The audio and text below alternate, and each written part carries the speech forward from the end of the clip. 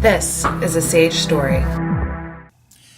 Hi, my name is Dee Jay. I'm 75 years old, which is hard for me to believe, but I am.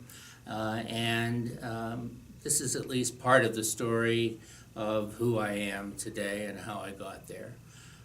School was always a traumatic experience. In high school, when I was not fitting in easily and didn't play sports, other kids easily took advantage of that. Fag and knocking down books and things like that became kind of commonplace. And then I got into college, and like all other students, I had a girlfriend, and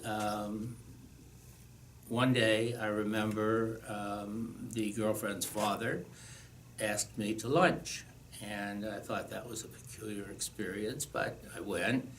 And what he indicated during that lunch was that he felt that I had effeminate ways, and that it would not be a good idea for me to continue seeing my girlfriend. And that was probably the experience that I may never get over.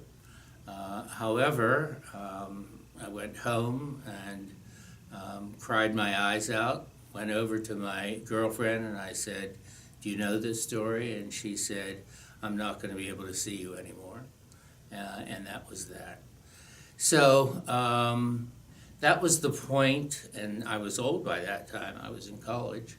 That was the point at which I realized my life needed to move in a different direction. However, it was not until another 10 years after that that I came out.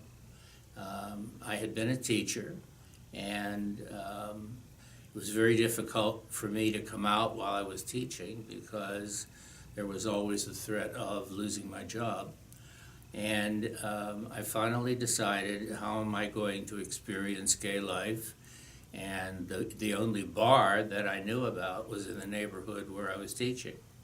So I finally worked myself into going up to that bar one night, walked up the steps, breathing hard, and at the top of the steps was one of my students.